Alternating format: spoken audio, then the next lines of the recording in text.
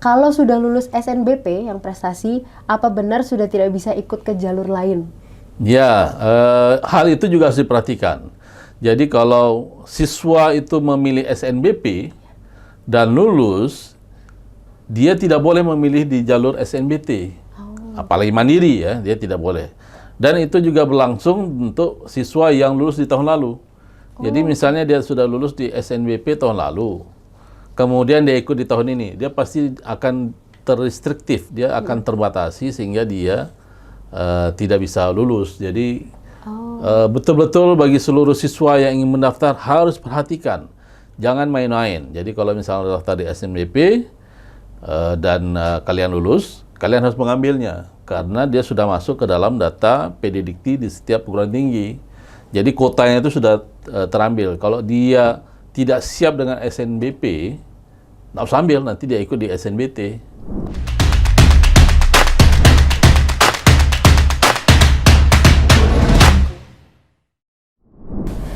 Oke, Assalamualaikum warahmatullahi wabarakatuh.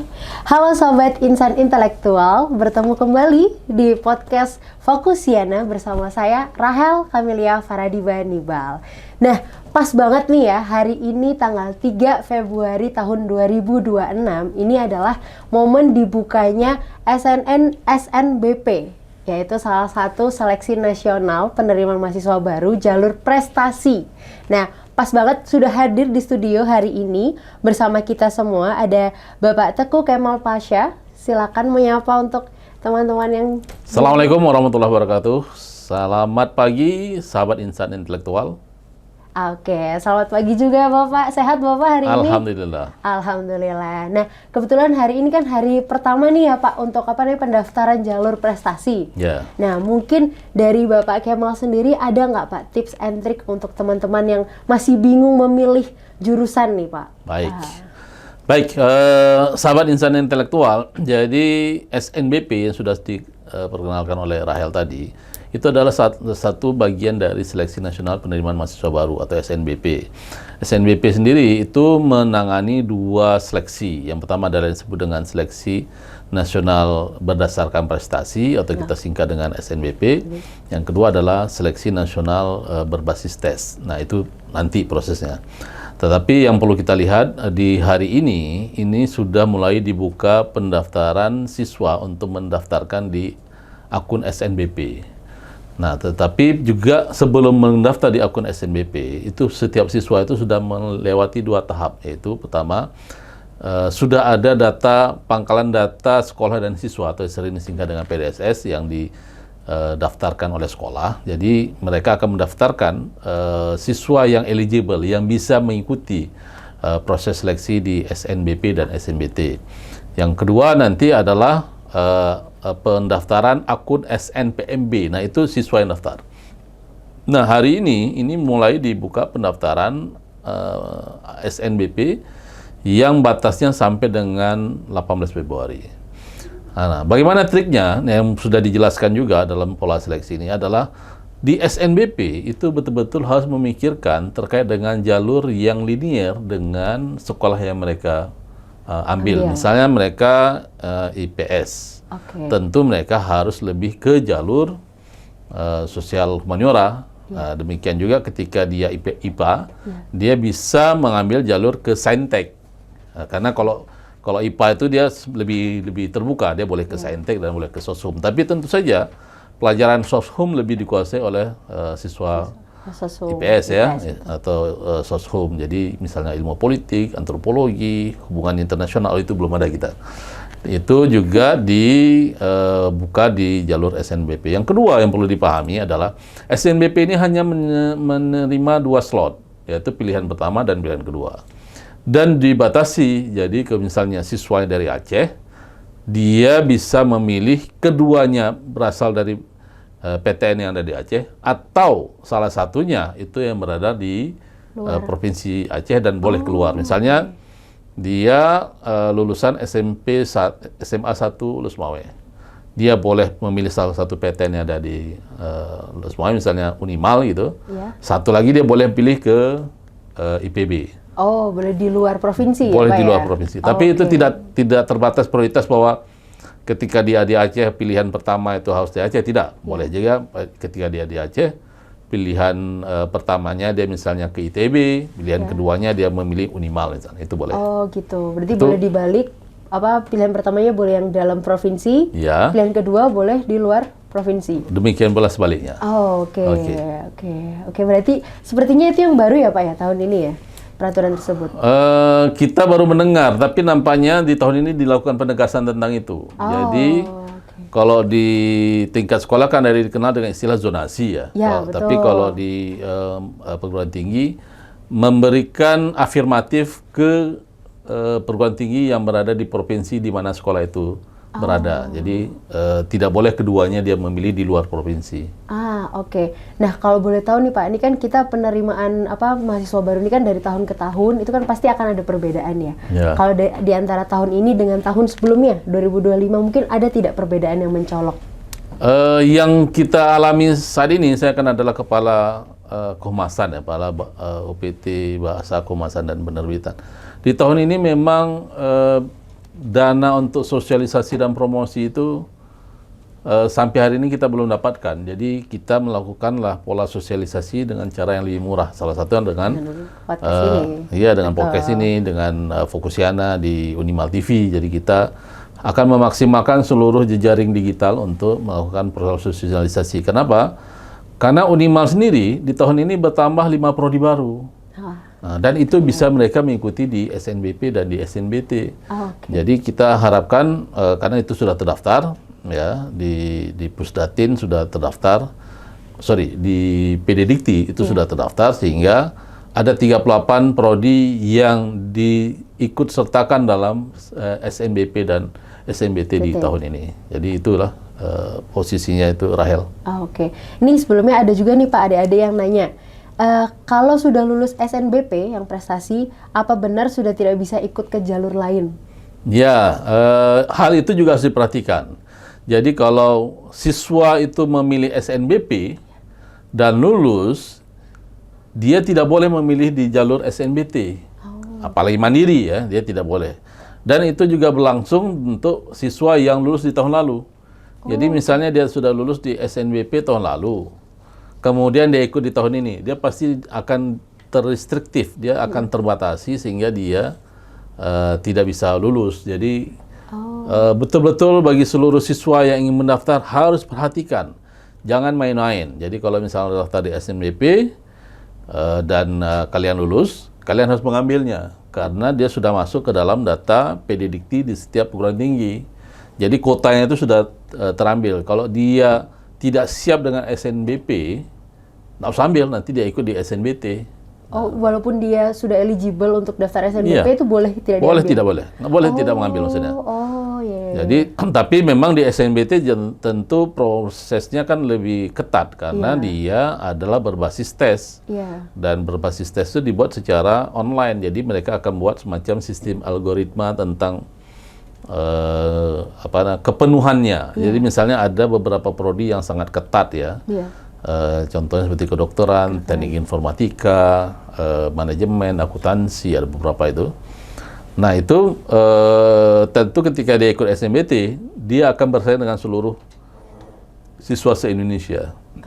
Tapi kalau di SNBP, karena dia berbasis prestasi, itu ada ruang dari pimpinan, terutama rektor itu untuk menentukan.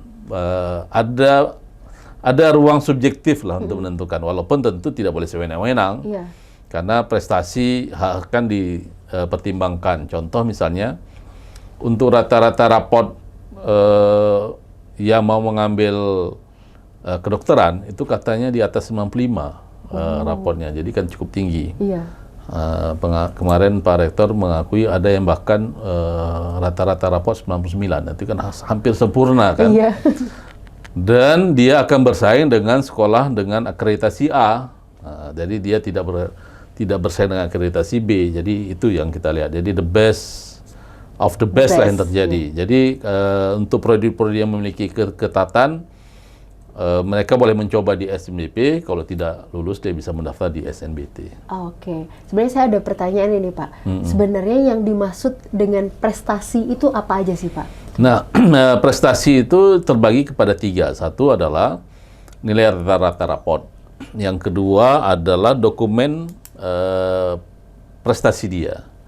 Ya. Yang ketiga adalah aspek pendukung yang kemudian menunjukkan bahwa dia layak diterima di prodi itu. Jadi itu yang kemudian dia harus pertimbangkan. Kalau misalnya, ini contoh ya, dia nilai rata-rata raport 85 misalnya, mau pilih ke kedokteran Unimal, insya Allah mungkin nggak lulus. Insya Allah nggak lulus ya Pak ya.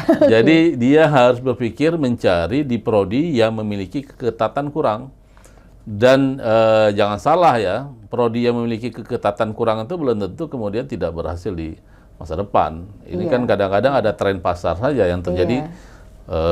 Prodi yang memiliki keketatan tinggi itu dipilih banyak orang, padahal belum tentu juga sukses. Jadi bagi saya sebenarnya inti sukses itu adalah ambil peluang untuk mendapatkan pendidikan tinggi, itu satu. Ya, apa saja. Jadi silakan lihat di Unimal ada 38 prodi, silakan pilih. Ada 5 prodi baru, mungkin belum terakreditasi, tapi menjadi peluang juga untuk mengembangkan kemampuan diri. Ada perencanaan wilayah kota, kemudian bioteknologi, bioteknologi, kemudian teknik lingkungan, kan. Jadi mereka silakan saja memilih prodi-prodi itu. Jadi ruang untuk mendapatkan kesuksesan bagi saya sebenarnya ketekunan yang dilakukan setelah dia masuk ke perguruan tinggi. Bukan memilih prodi ya. Iya. Ada banyak orang terkecoh bahwa memilih prodi adalah itu menentukan masa depan. Masa depan, padahal tidak kan.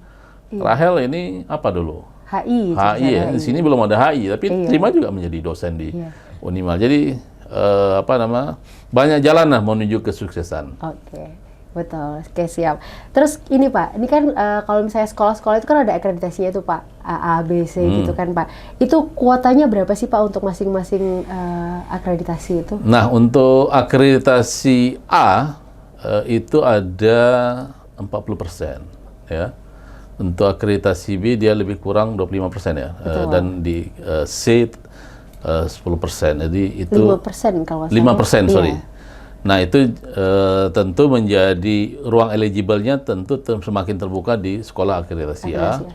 Dan untuk SNBP tentu kemudian mata akan melihat kepada akreditasi ini juga, karena itu menjadi pertimbangan untuk meluluskan siswa. Walaupun kemudian juga dokumen prestasi dia itu juga ikut mendukung. Walaupun kadang-kadang tidak langsung berhubungan dengan minat dia, misalnya ya, dia juara Olimpiade fisika, dia memilih di Soshom, bisa menjadi pertimbangan untuk kemudian dia bisa ya, berarti lintas jurusan pun boleh, karena itu kan artinya begini, pola lintas itu ketika Saintek opsinya ke Soshom itu lebih terbuka, tapi kalau Soshom memilih ke Saintek, nah itu yang dianggap ada problem linearitas, sehingga akhirnya lebih dipilih yang kalau dia latar belakangnya misalnya IPS, diharapkan dia memilih prodi-prodi yang juga sosial humaniora, jangan yang di Saintek kira-kira, karena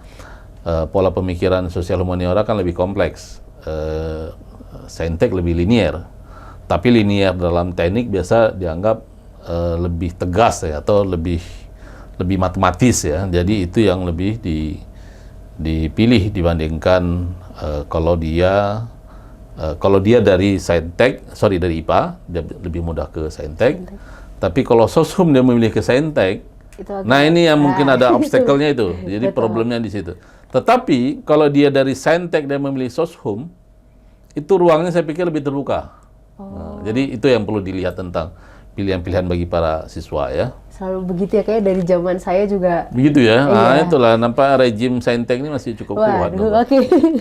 Baik, Pak, tadi kan kita udah bahas tentang jalur prestasi nih ya, Pak. Sekarang saya mau bahas tentang yang tes tulis SNBT. Nah, tahun ini kan udah bisa milih 4 prodi itu, Pak. Ya. Nah, itu bagaimana itu Pak ketentuannya? Nah, ketentuan itu masih sama seperti tahun lalu. Jadi misalnya ketika dia memilih 4 prodi, maka dia harus juga memilih prodi akademik 2 dan vokasi 2. Vokasi 2. Jadi komposisinya harus selalu gitu atau? Selalu begitu. Oh, kalau dia milih 4 ya. Kalau dia memilih 3, maka di akademik boleh 2, vokasi 1. Oh, oke. Nah, kalau dia pilih 2, tentu dia ruangnya lebih terbuka. Kenapa dibuat begitu? Karena juga akhirnya politeknik kan rata-rata sudah negeri dan juga itu menjadi ruang yang juga dipertaruhkan dalam model seleksi ini ya. Jadi juga itu menjadi pilihan yang dilihat lah dalam proses penerimaan, karena rata-rata banyak orang walaupun selalu dikampanyekan untuk menjadi orang yang siap pakai itu kan sebenarnya ambil di politeknik. Tapi pola pikir kita itu masih anggap bahwa titik kesuksesan itu di universitas. Nah, jadi sehingga akhirnya dengan membuka ruang itu, pemilihan untuk prodi vokasi itu lebih ada dibandingkan kalau itu tidak dilakukan. Jadi semacam pola afirmatif juga lah untuk prodi vokasi, sehingga polanya dibuat seperti itu. Oke, jadi biar lebih seimbang juga ya persebarannya jurusan-jurusan ini ya. Oke, kan nanti kalau misalnya ingin ngambil SNBT berarti kan harus UTBK tuh Pak. Ya. Nah, pengerjaannya itu seperti apa sih Pak? Berapa lama dan apa aja yang dites ketika UTBK ini? Nah, UTBK kan ada beberapa tes saya pikir tuh. Pertama adalah tes TKA, tes kemampuan akademik ya. Kemudian setelah itu ada tes skolastik.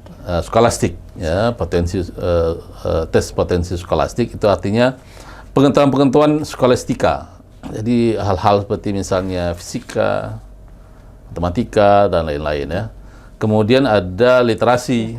Nah, itu bahasa Indonesia, bahasa Inggris kemudian dipertimbangkan. Kalau dia memilih misalnya prodi bahasa Inggris, tentu saja kemudian literasi bahasa Inggrisnya harus lebih kuat.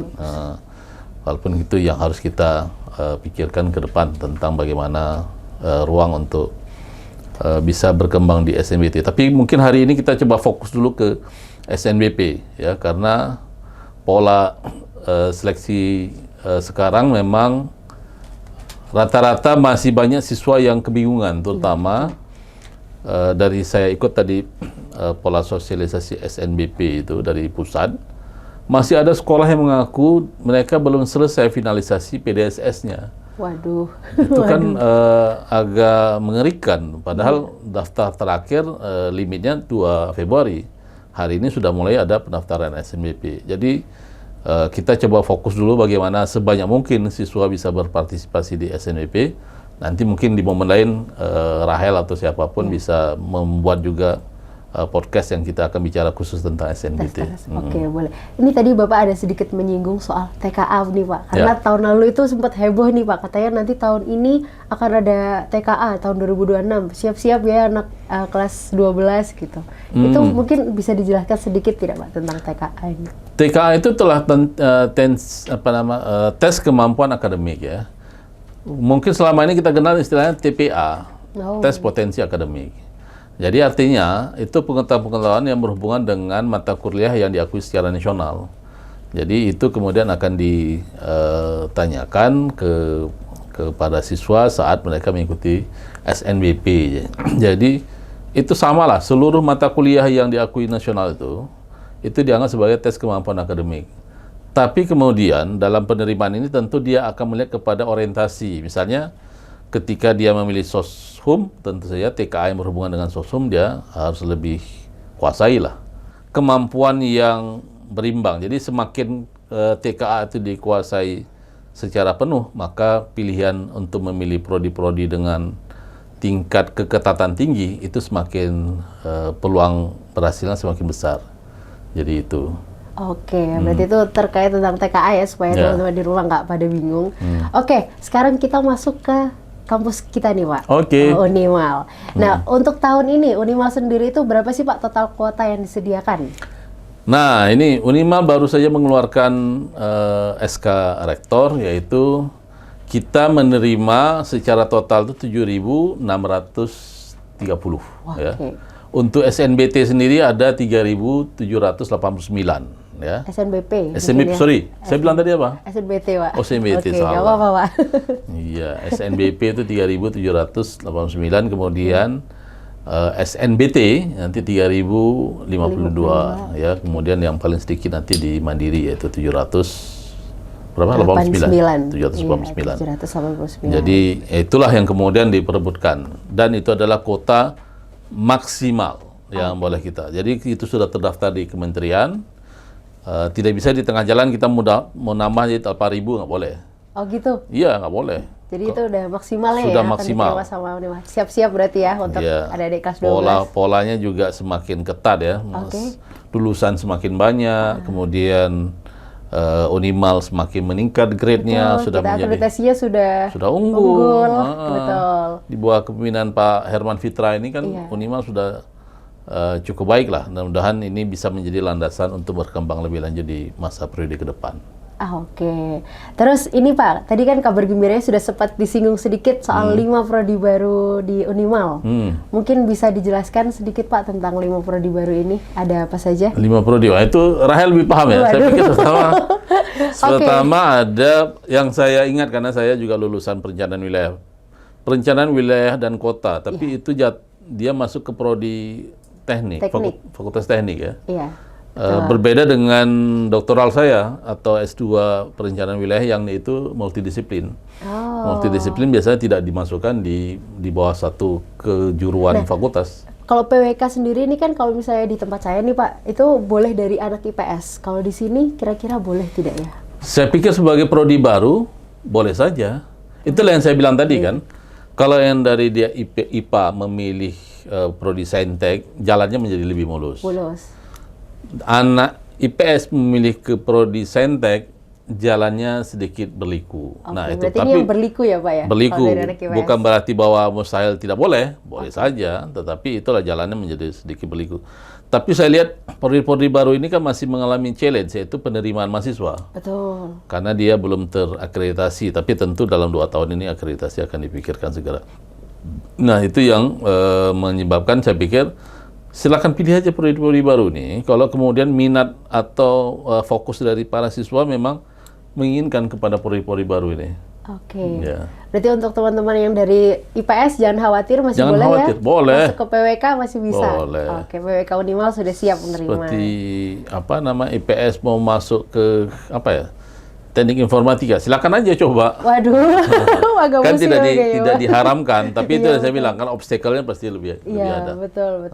Terus selain itu juga ada teknik lingkungan, Pak. Terus ada pendidikan IPA, ilmu pengetahuan alam. Itu masuk di FKIP ya? FKIP, betul. FKIP ada 2, ada pendidikan vokasional rekayasa elektro juga. Iya. Dan yang terakhir ada bioteknologi. Bioteknologi kepertanian ya? Iya, betul. Dan saya pikir juga bioteknologi itu menjadi mata kuliah yang penting ke depan karena rekayasa bioteknologi itu menjadi hal yang kita pikirkan, terutama misalnya pengembangan industri pangan ya. Betul. Kalau bioteknologi pertanian di negara-negara maju itu sudah mereka lakukan cukup baik, termasuk mereka misalnya melakukan semacam pola hibrida atau pengembangan bibit atau pupuk ya yang diharapkan bisa tumbuh tanaman yang selama ini mungkin bukan kultivarnya. Misalnya di daerah yang panas seperti kita ini kan pikiran untuk menanam apel agak sulit. Iya, betul. Jangan-jangan dengan bioteknologi rekayasa bisa tumbuh kan itu. Jadi hal-hal seperti itu juga menjadi hal yang cukup menarik juga bisa dikembangkan ke depan. Oke. Nah, ini pertanyaan terakhir nih Pak. Ada pesan tidak untuk sobat intelektual di rumah? Mungkin kelas 12 umumnya Pak. Oke. Baik, bagi adik-adik calon mahasiswa baru, calon intelektual ke depan, yang paling penting adalah kalian optimis tentang pola mengikuti SNPMB, baik SNBP maupun SNBT. Silakan daftar, tetapi ketika kalian daftar, itu bukan pilihan yang coba-coba. Itu adalah pilihan yang kemudian harus kalian pastikan menjadi pilihan hidup, dan ketika lulus, silakan jalani pilihan itu. Yang kedua, ini yang kedua yang perlu saya bicarakan. Kuota KIP itu masih ada. Itu harus dipikirkan, Kartu Indonesia Pintar, dan itu adalah untuk anak-anak yang dianggap dari keluarga prasejahtera kan. Mereka silakan mendaftar KIP dulu sebelum mereka memfinalisasi SNBP. Oh, berarti harus menyelesaikan KIP-nya dulu ya, Pak ya? Oh, oke. Ini jadi jangan ada banyak orang yang mengabaikan ini, akhirnya dia tidak bisa mendaftarkan tidak bisa memberi akun ke KIP kuliahnya ketika di SNBP. Jadi dia harus daftar itu dulu. Jadi kalau dia nanti lulus, dia sudah punya kartu KIP. Jadi dia silakan melampirkan nanti di perguruan tinggi yang lulus bahwa dia adalah peserta KIP. Sehingga nanti ketika lulus pun dia bisa ditentukan misalnya sebagai penerima KIP atau penerima UKT murah. Ya. Jangan sampai anak-anak kurang mampu itu mendapatkan UKT mahal. Itu pasti saya pikir penzaliman juga. Iya, betul. Pendidikan kan harus bisa diakses untuk semua. Ya, tidak boleh hanya untuk sebagian orang. Dan kita lihat banyak orang anak sukses itu kan sebenarnya berasal dari keluarga. Betul, yang anak petani, anak nelayan kan. Bahkan ada yang profesor itu ibunya tukang cuci. Iya, betul. Kan kita terharu itu. Iya, betul. Dan mudah-mudahan KIP kuliah ini bisa membantu anak-anak yang tidak berhasil secara ekonomi, bukan dari anak orang kaya, tetapi dia bisa berhasil di pendidikan, mudah-mudahan. Oke, berarti ini penting sekali ya untuk adik-adik kelas 12 yang mungkin khawatir tidak bisa membayar kuliah atau apa, kalian bisa mengurus KIP-nya ya dari sekarang dulu, terus kemudian mendaftar SNBP, kemudian sampai ketemu di Unimal gitu ya Pak ya? Oke, kalau gitu terima kasih banyak Bapak sudah ngobrol bersama hari ini. Semoga adik-adik kelas 12 yang di rumah mungkin yang masih bingung soal jurusannya sudah lebih clear ya sekarang. Oke, terima kasih semuanya. Sampai berjumpa lagi. Assalamualaikum warahmatullahi wabarakatuh. Waalaikumsalam.